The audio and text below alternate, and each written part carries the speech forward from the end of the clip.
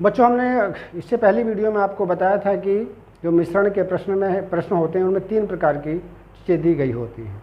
कौन कौन सी? एक तो आपको सस्ती वस्तु का क्रय मूल्य दिया गया होता है प्रति किलोग्राम की दर से, जिसको हम सी कहते हैं। एक महंगी वस्तु का क्रय मूल्य होता है जिसको हम डी कहते हैं, और एक इनका औसत मूल्य होता है। दोनों को किसी निश्चित अनुपात में मिलाने पर उसको हम एम कहते हैं।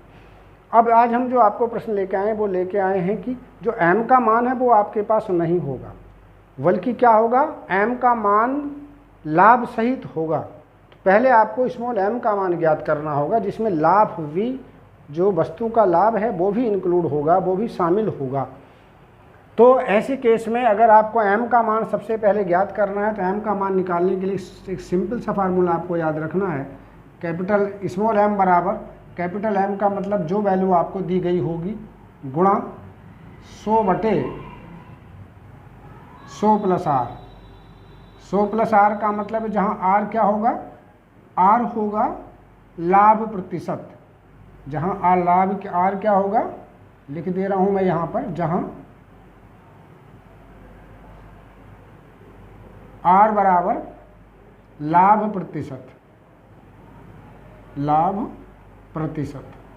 ये आपको ध्यान रखना होगा। ठीक, अब एक प्रश्न यहाँ पर हम देख लेते हैं। जैसे सामने एक प्रश्न कहा गया, एक पंसारी 60 रुपये प्रति किलोग्राम की चाय को 65 रुपये प्रति किलोग्राम की चाय के साथ में किस अनुपात में मिलाए कि मिश्रण को 68 रुपये 20 पैसे प्रति किलोग्राम की दर से बेचने पर उसे 10% का लाभ हो।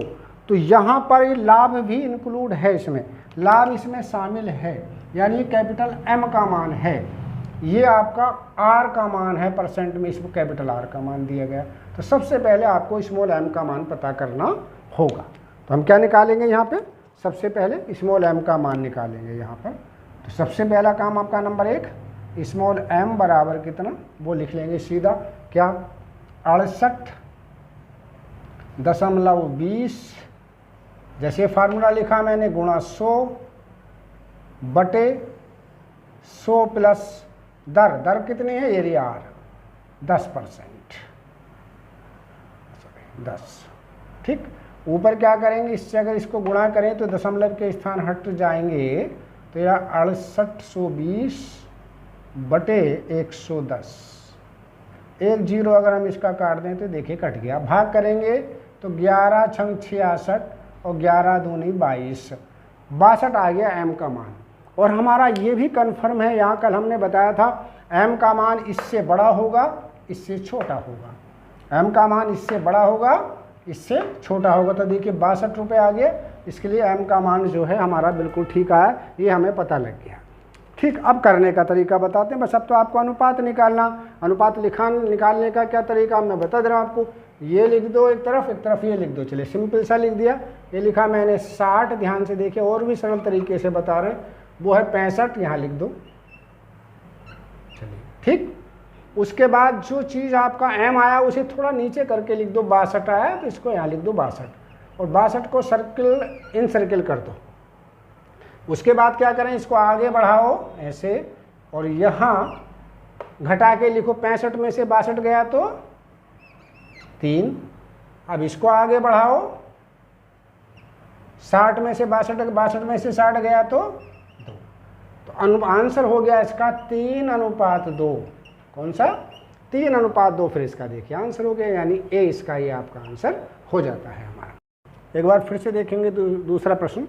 एक दुकानदार 100 रुपये प्रति किलोग्राम के शुद्ध घी को 50 रुपये प्रति किलोग्राम वाले वनस्पति घी के साथ मिलाकर मिश्रण को 96 रुपये प्रति किलोग्राम की दर से बेचकर 20% का लाभ कमाता है।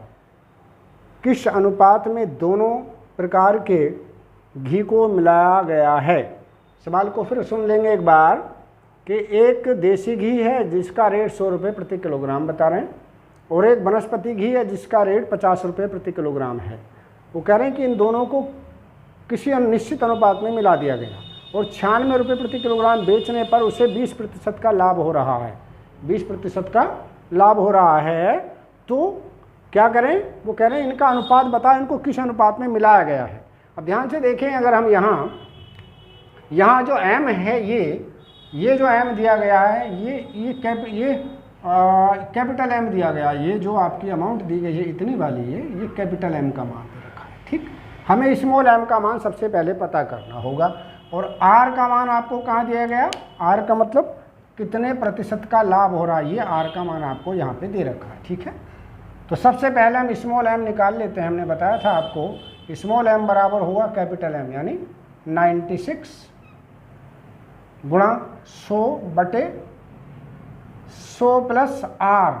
100 प्लस r का मतलब 100 प्लस 110, 100 प्लस 20, 100 प्लस ये हमने लिखा 20।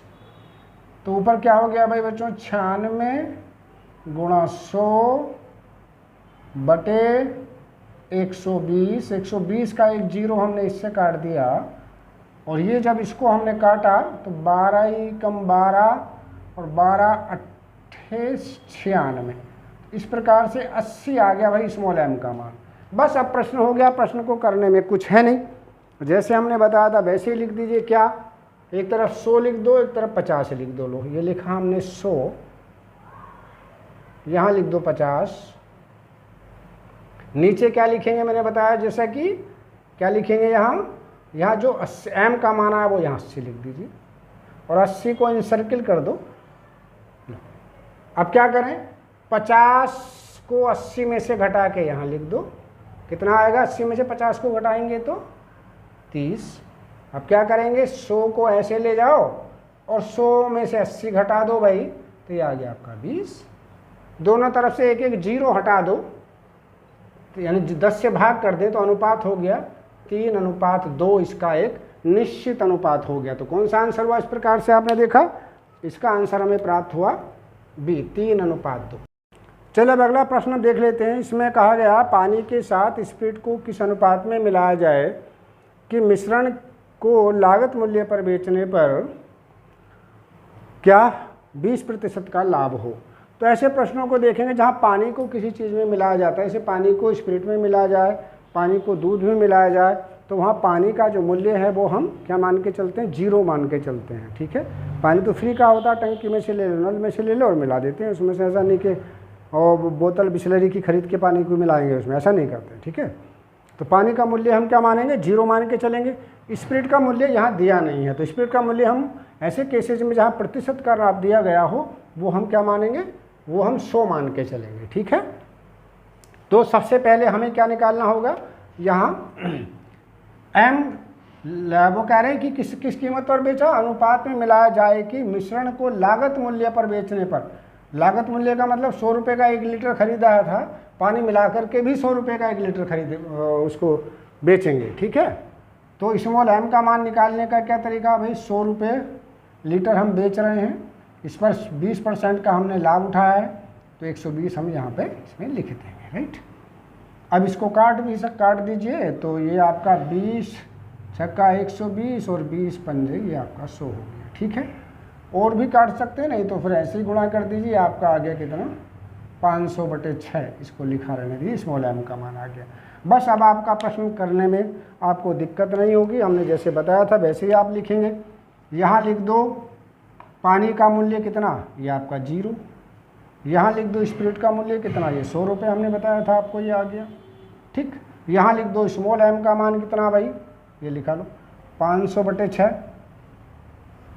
इसको मैंने कहा इनसर्किल कर दीजिए, ये सब पहले बता रहे थे। ठीक, बस अब सवाल हो गया आपका, करना क्या, यहाँ पे इसमें से 100 घटा दीजिए, या 100 में से इसको घटा दीजिए, तो ये आएगा 100 संग 600 माइनस 500। 500 का मतलब 100/6। इधर क्या करेंगे, यहाँ इसमें से 0 को घटा दिए, 0 में से तो किसी भी चीज़ को हम घटाते हैं तो कोई फ़र्क पड़ता नहीं है। ठीक है, तो ये 500/6 ही रह जाएगा आपका। ठीक है, अब करेंगे क्या भाई, 6 से 6 काट दीजिए, और 1 0 2 0 1 0 2 0, तो कुल मिला के आंसर आ गया आपका, यहाँ बचा 1 और यहाँ बचा आपका 5, 1:5 ही आपका आंसर इस प्रकार से बन जाता है। अब चलो आपको एक अलग प्रकार का प्रश्न और करा देते हैं, ज़रा सा देखेंगे लास्ट क्वेश्चन। एक डिब्बे में 50 किलोग्राम दूध है, उसमें से 5 किलोग्राम दूध निकालकर उतना ही पानी भर दिया गया। इस प्रक्रिया को 2 बार और दोहराया गया, अंत में डिब्बे में कितना दूध बचा ये पूछा है। 34.50 किलोग्राम, 35.45 किलोग्राम, 35.50 किलोग्राम या 36.45 किलोग्राम, ये बताना। प्रश्न को समझेंगे। इस प्रकार के प्रश्नों को हम कैसे करते हैं। एक डिब्बे में 50 किलोग्राम दूध था, 5 किलोग्राम उसमें से पहले निकाल लिया, फिर 5 किलोग्राम पानी मिला दिया। दूसरी बार क्या करा, अब जो 50 ग्राम हुआ था उसमें भी से 5 किलोग्राम निकाल लिया, फिर से 5 किलोग्राम पानी मिला दिया। फिर तीसरी बार क्या करा, वही प्रक्रिया फिर से दोहराई, है ना। तो ऐसे प्रश्नों को करने का मैं एक सरलता फार्मूला आप लोगों को बता दे रहा हूँ। तो इसमें पूछा है कि दूध कितना बचा। तो ऐसे में दूध की मात्रा निकालने के लिए सिर्फ एक सिंपल सा फार्मूला याद रखेंगे। दूध की मात्रा, डिब्बे में दूध की जो मात्रा होगी वो होगी ए का मतलब कुल कितना दूध था, इसको हम ए कहेंगे। ये वाली जो चीज़ है ए है, और इसको हम बी कहेंगे। जो निकाला गया है वो बी है, आपका कितना दूध निकाला वो बी है। तो ए गुणा, यहाँ का मतलब गुणा 1 माइनस बी अपॉन ए, बी के बटों में ए। और कितनी बार निकाला गया है, अगर n बार निकाला गया तो n रख देंगे मान, 2 बार निकाला गया इसका मान 2 रख देंगे। बस अब वैल्यू इनकी प्लेस कर दीजिए। तो a का मान है आपका 50 गुणा 1 माइनस 5/50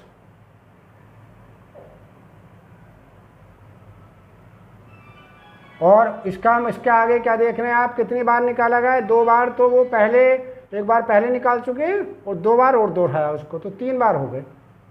ये आपका हो जाता है इस प्रकार से। चलिए आगे बढ़ जाते हैं यहाँ से। तो हम यहाँ लिखा हमने ये तो हो गया आपका 50 है, सच रहने दीजिएगा, गुणा भी ऐसे ही रहने दीजिए। यहाँ 5 से काट दीजिए, 5 ढाई 10। तो ये हो गया आपका 1 माइनस 1/10 की पावर 3। तो कुल मिला करके आ गया 50 गुणा, यहाँ आएगा 9/10। 9/10 का मतलब 9 गुणा 9 3 बार लिखेंगे। इसी प्रकार 10 को भी हम 3 बार लिखेंगे। यहाँ भी हम 10 को 3 बार लिखेंगे, ठीक है। चलिए, ये तो एक 0 आप इसका इससे कट गया, यहाँ पर इसे काट सकते हैं। 5 दूनी 10, 2 आ गया। तो कुल मिला करके हमारे पास कितना आया, गुणा करिए 9 9 81 को 9 से गुणा करेंगे तो 9 एकम 9 9 8 72,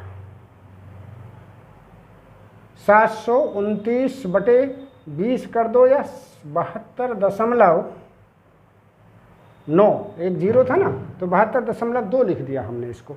अब 2 से भाग करेंगे तो ऑब्वियसली 36.45 आ गया, 36.45 किलोग्राम,